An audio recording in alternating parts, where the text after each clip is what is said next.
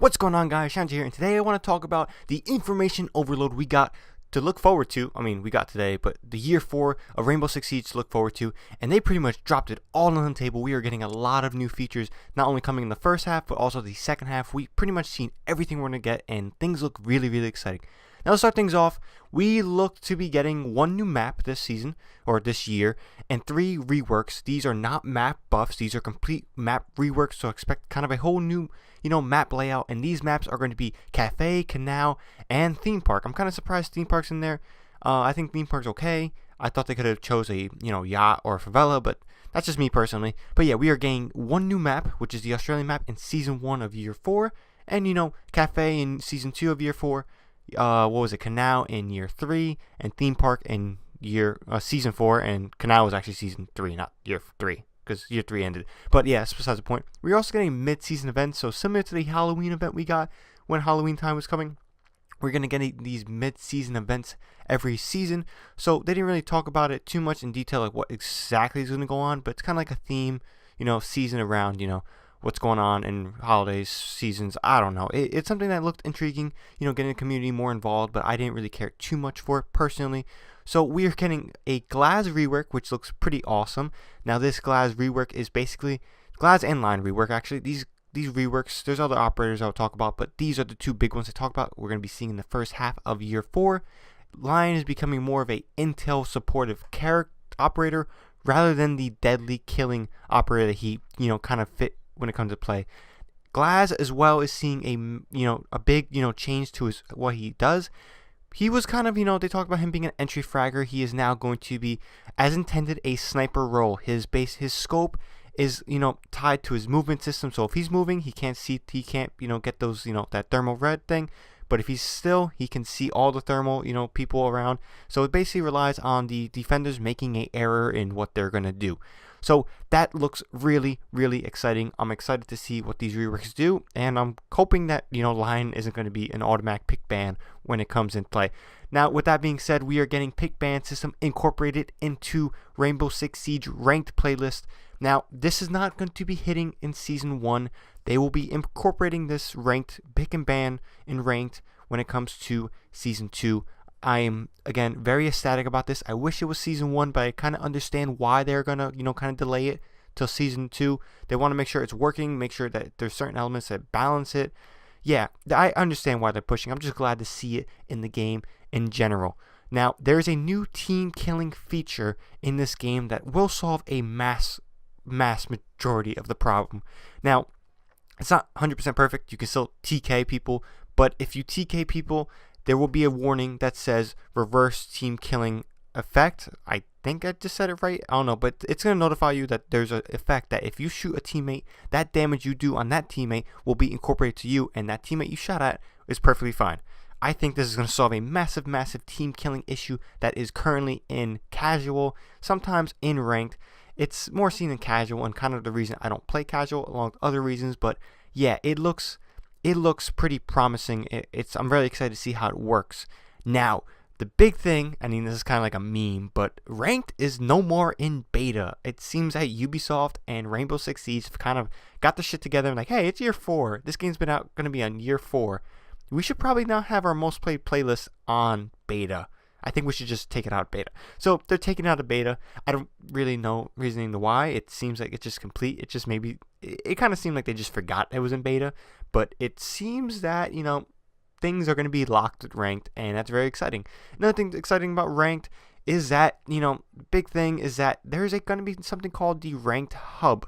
So what this is going to be doing is that all your information about ranked, previous seasons, current season, what it takes to be better, maps that are in rotation and not in rotation, these maps are all going to be in this little hub. It's going to be a separate, tab in the client or, the application. If you're playing on console, I play on both console and PC. So there's a ton of, new stuff coming about, and it's going to be kind of incorporating, everything you need to know, what it takes. There's even going to be a graph to show that where the majority of players are ranked and where, like I'm a Plat 1 Diamond. I reached Diamond this season, so like I know that there's a low amount of players on that level. But if you're like a Gold 3, you can see that, hey, there's like 10,000, 20,000, 50,000 people on Gold 1. You know, it's going to give the players a lot more information that I didn't think was actually needed, but it is a refreshing, you know, quality of life addition to the game while entering year 4. Now, some of the big changes that we're going to be talking about that are going to be coming within year 4, we don't have exact dates for this, is the deployable shields, Capitao, and breach charge changes. There are some changes too to Dokebi and Mute, but I don't really think, you know, that basically stuff that's already been kind of worked about. Mute's going to be more of an effect against, you know, a cleansing fact to Dokebi's, you know, phone call, and Dokebi's phone call ends after 18 seconds no matter what, if you don't turn off or whatever. So it ends after 18 seconds, so I think that's really good. Deployable shields, though, out of all of these things, next to Capitao's gadget, seen a massive rework. I'm actually skeptical about the deployable shields because it kind of serves as a mini mirror. Now, the deployable shield, if you put it on a door, will block off, and there will be no small slits on the side that you can get shot through or whatever. It's going to completely cover those angles. It's going to be a straight line side to side. But the catch is now is that there is many gaps within the shield that serve as a bulletproof glass. Now, the deployable shield is still destructible in the many ways that it is breach charge, breaching round, you know, whatever. If it's explosive, it can destroy it. So that has not changed, but the defender can hide behind the shield and see what is in front of him. Now, I'm kind of skeptical about this because I can already see a few, you know, abuses with the system. But for the most part, it looks promising, it looks intriguing, and it looks like the deployable shields will actually be a option when it comes to selecting your arsenal for defensive play. Now, Capitao is also seeing a big rework. His firebolt is getting a significant area and effect buff.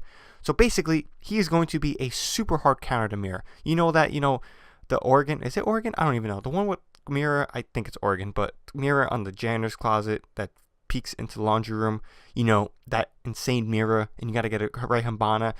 You can just shoot a firebolt in there now, and it will completely destroy whoever's behind that mirror. I think that is a big counter to Mirror, and it allows that, you know, when it comes to, I think some of these changes, I think they kind of looked at what's being banned the most when it comes to pick ban in esports, and probably what we gathered. I mean, this buff has probably been in the works for some while, but Mirror has been a problem with, you know, with attackers, and there's kind of no hard way to counter her except a Twitch drone, Habana, and Thatcher. Like, there's really no way to properly counter her.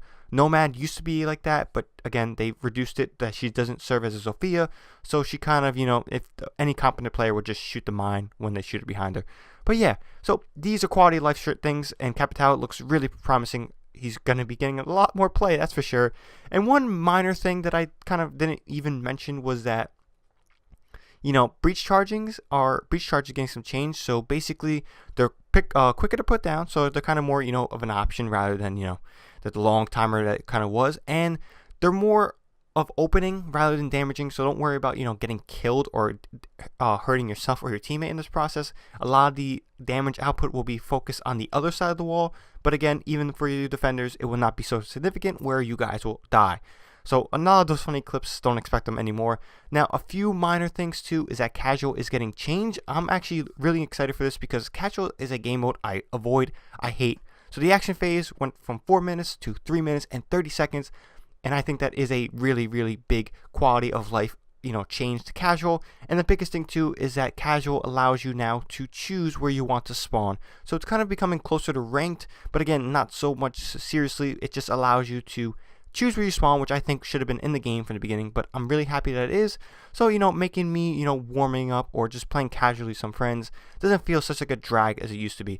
That 30-second timer reduction is pretty massive. 4 minutes felt way too goddamn long, especially for me playing ranked all the time. So 3:30 isn't perfect, but it will get the job done and allow players to, you know, do these things that are, you know, casual, not stressful, and doesn't feel tedious. Now, last but not least, we got a long-awaited Stage 1 fix to crouch spam, leaning spam. Now, this is more prominent when it comes to keyboard mouse, but again, there is some keyboard mouse problems on console, as well as some, you know, ridiculous stuff you can do. I can do some cool stuff with my SCUF controller, but I try not to because I feel like an asshole.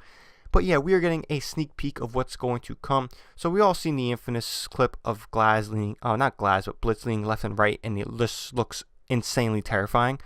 Well, they showed a new clip, and it basically shows that they fixed the animation, it seemed like. So it's not that drastic of a lean. Now, I don't know how it's going to affect player side, you know, reflection. Is it going to affect how much you lean? Because if it does, then I will kind of feel weird about that because I like it leaning. Actually feels like I'm leaning, but it feels like if you're spamming it, your animation will be locked in the middle. They've done similar stuff. I forget with what. I know they've done similar stuff with Battlefield, but I feel like Ubisoft has done. Oh yeah, Ubisoft has done similar stuff with the leaning, the quick leaning. They just made it temporarily, and if you try to do it manually, it just slowed down your leaning.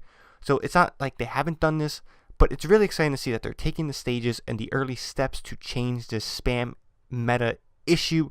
Now, they talked about it's not done, it's not perfect. They still have a lot of reworks that are on the way to change this, but it looks like things are getting much better for Rainbow Six Siege. The roadmap looks insane. I'm very excited. They dropped everything on the ball. So if I missed anything, let me know in the comment section down below. But until next time, guys, hope you guys are excited for year 4 just as much as me. But until next time, guys, ShadowNinja here, and I'm out.